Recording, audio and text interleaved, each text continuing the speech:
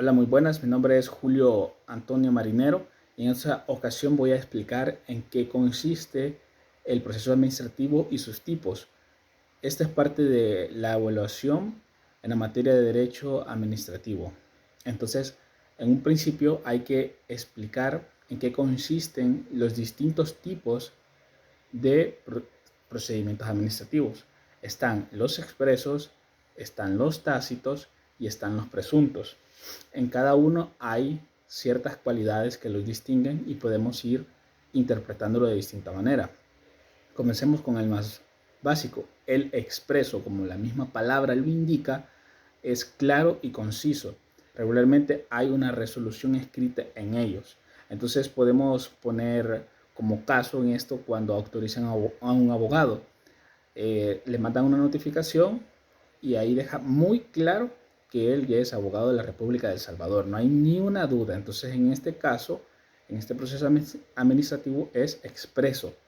También podríamos ponerlo como en el caso de unos novios, por ejemplo, que alguien le pregunta a otra persona, mira, ¿quieres ser mi novia? Entonces viene esta persona, viene la muchacha y le dice que sí. Entonces en ese caso, en ese ejemplo ficticio, hubo una respuesta expresa, una respuesta clara. Entonces en eso consiste básicamente el primer tipo. El segundo tipo es el tácito, que como tal es como algo parecido al expreso, pero no tiene una resolución escrita. Esa es la diferencia entre ambos. Pero hay ciertos hechos que revelan una voluntad. O sea, podemos palparlo sin que no nos lo digan. Podemos poner el ejemplo de que, que una persona está tramitando permisos para vender en una alcaldía y esta persona quiere vender en el mercado, está tramitando el permiso en la alcaldía. Entonces pasa el tiempo que le tienen que notificar, pero no le dicen nada.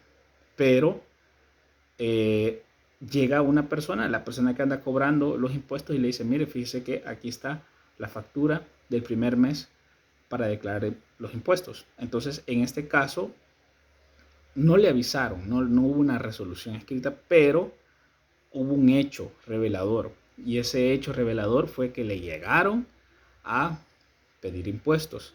Entonces, siguiendo con el ejemplo anterior, podríamos pensar en la misma parejita de novios, por ejemplo, que en el mismo caso que viene el muchacho y le dice a la muchacha que si quiere ser su novia, pero no hay una respuesta clara.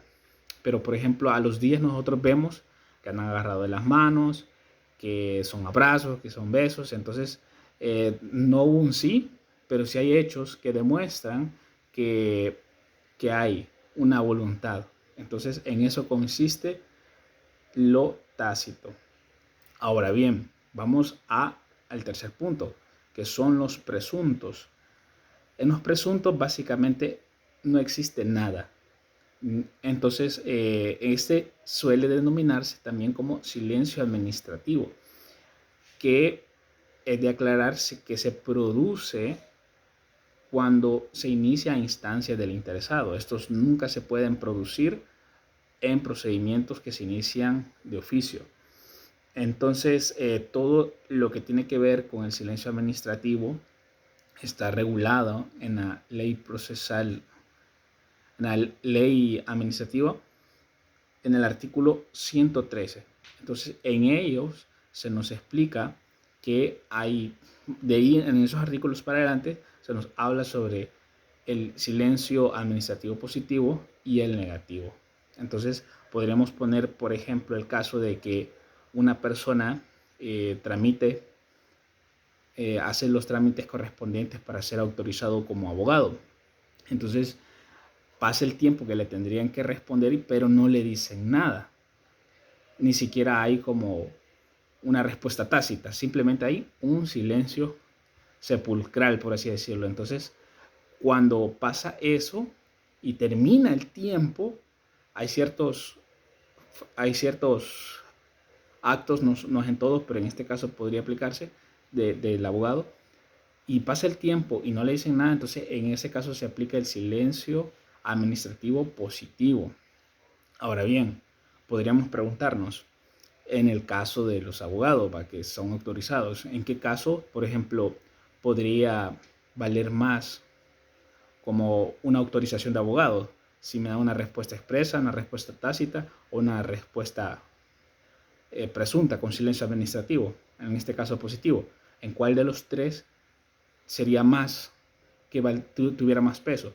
Pues según la ley de procedimientos administrativos, en los tres casos tienen igual condiciones, los tres casos tienen igual de fuerza ante la ley. Simplemente que, como estamos viendo en estos distintos procedimientos administrativos, se dan de diferentes maneras y en diferentes circunstancias. Entonces, prácticamente en cualquiera de los tres casos, como se dé la autorización, los tres tienen igual validez, los tres son abogados de la República en ese caso. Así que esto básicamente consiste en mi participación explicando el procedimiento administrativo y los distintos tipos que existen en este.